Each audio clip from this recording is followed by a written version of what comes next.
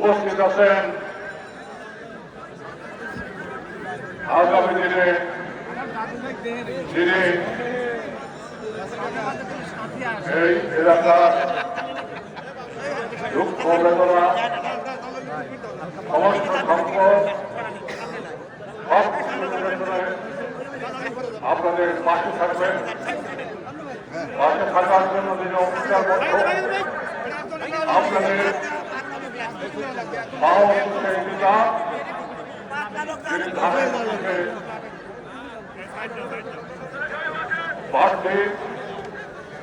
সবাই আপনারা চেনেন, করতালি দিয়ে তাকে অভিনন্দন জানান। জনাব শামসুর রহমান তাদের ভোট দিয়ে তাকে নির্বাচিত করেন। আজকে এই খবরে ভাই আজকে এই জনসভা প্রমাণ করে 12 তারিখের নির্বাচনে আপনাদের কাঙ্ক্ষিত যে প্রার্থী তিনি বিজয়ী হবেন। আজকে আপনাদের কাছে বলতে চাই, সেটা হল আপনাদের প্রত্যেকের গায়ে এক একটা করে একটি দলিল আছে না, দলিল আছে, জমির দলিল আছে, যেমনি জাতীয় দলিল হল সংবিধান।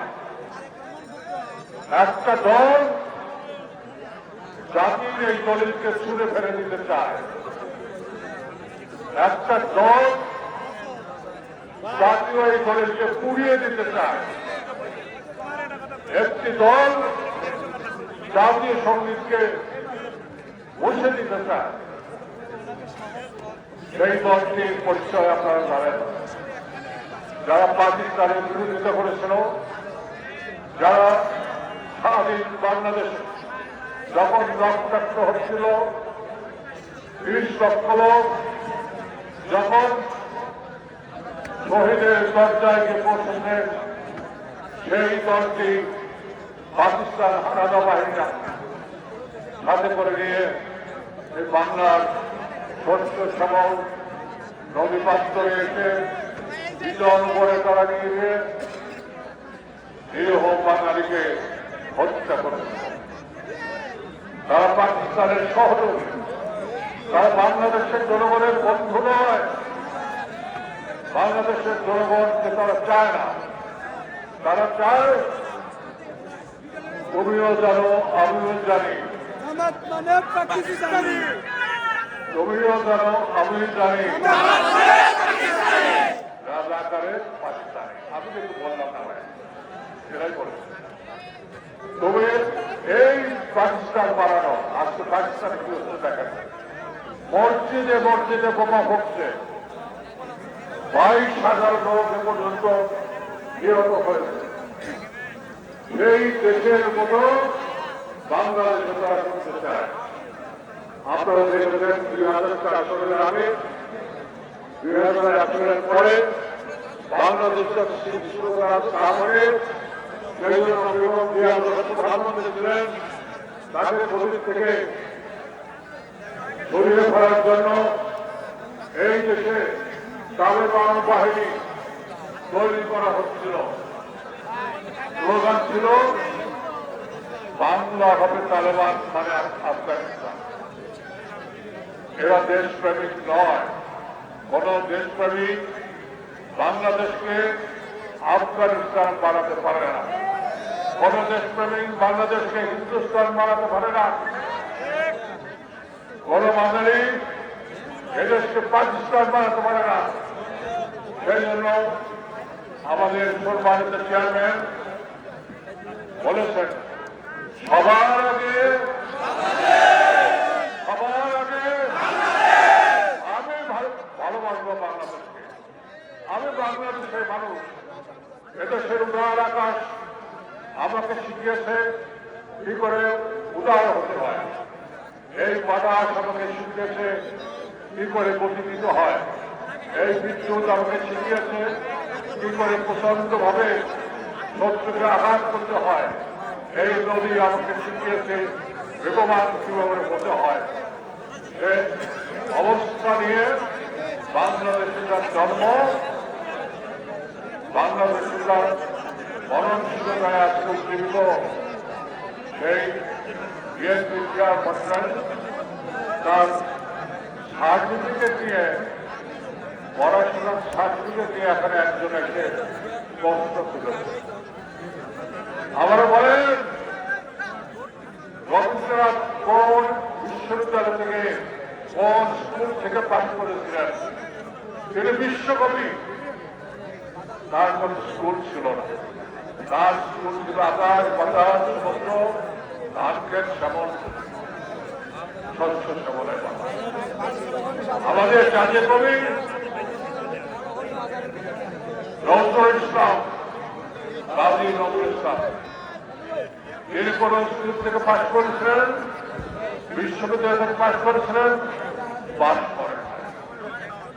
বাসেরও প্রাইমারি স্কুলের টিচার ছিলেন। কামরাজ ভারতের কংগ্রেসের পণ্ডিত জওহরলাল প্রধানমন্ত্রী, তখন তিনি অত বড় কংগ্রেসের বিশাল একটা সংগঠনের তিনি সভাপতি ছিলেন।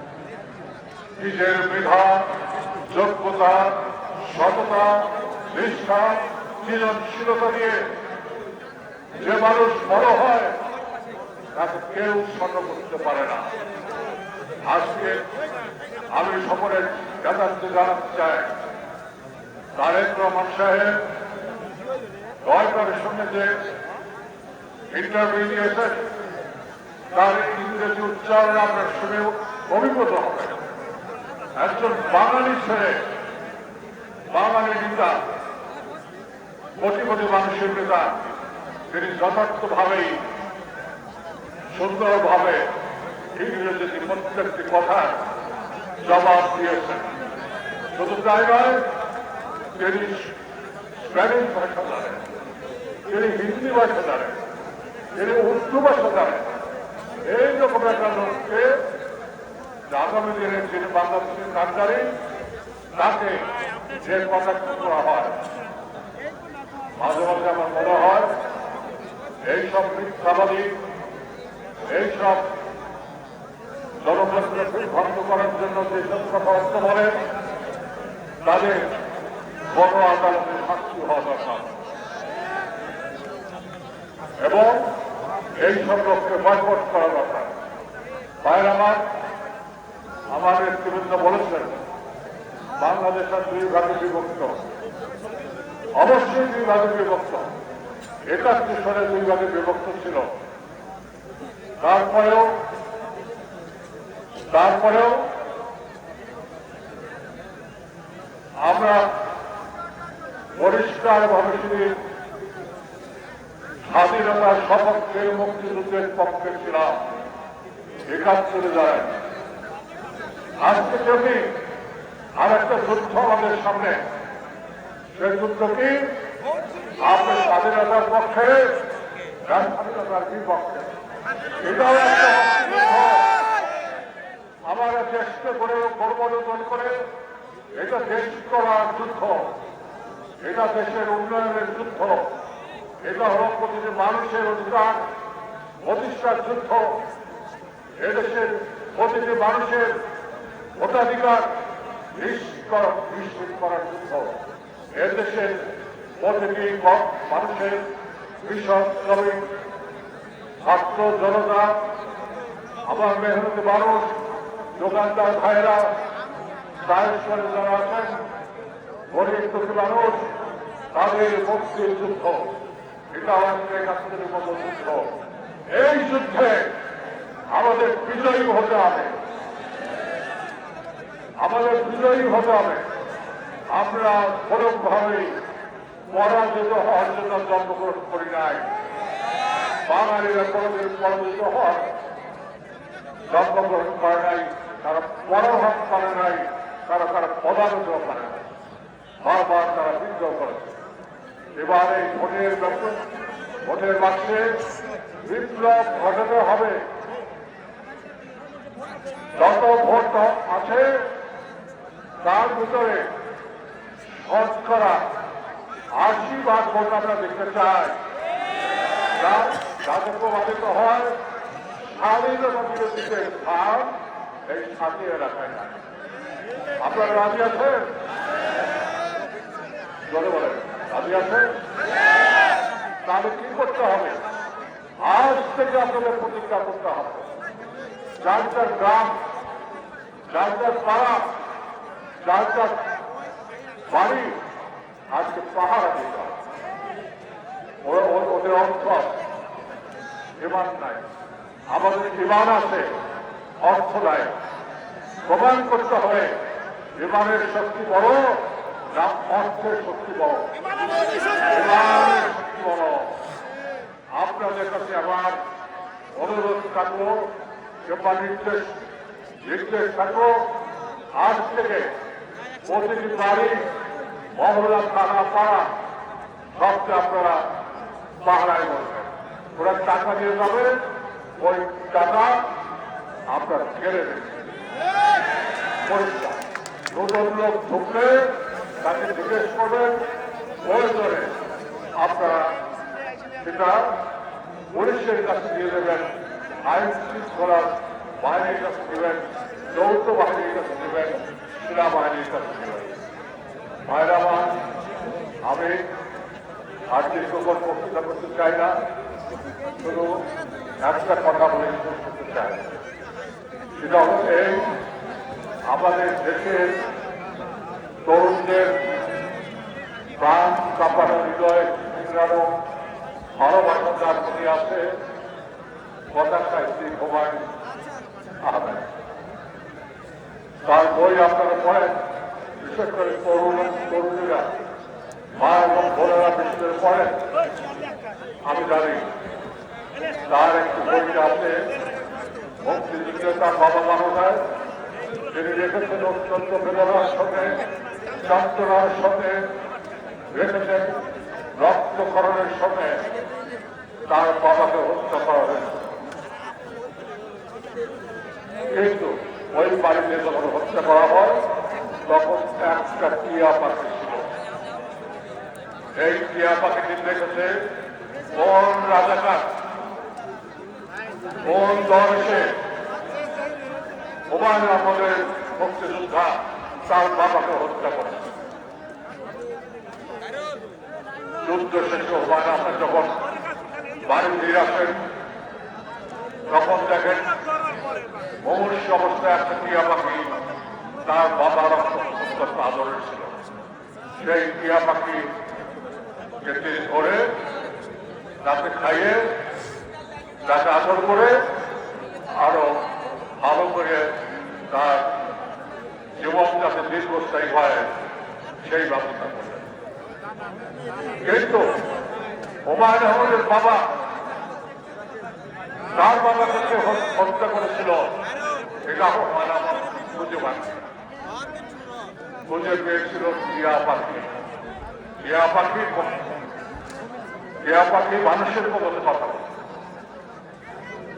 টিয়া পাখি একদিন যখন বসে আছেন হুমায়ুন আহমেদের বাড়িতে, প্রায় ২০-২৫ জন লোক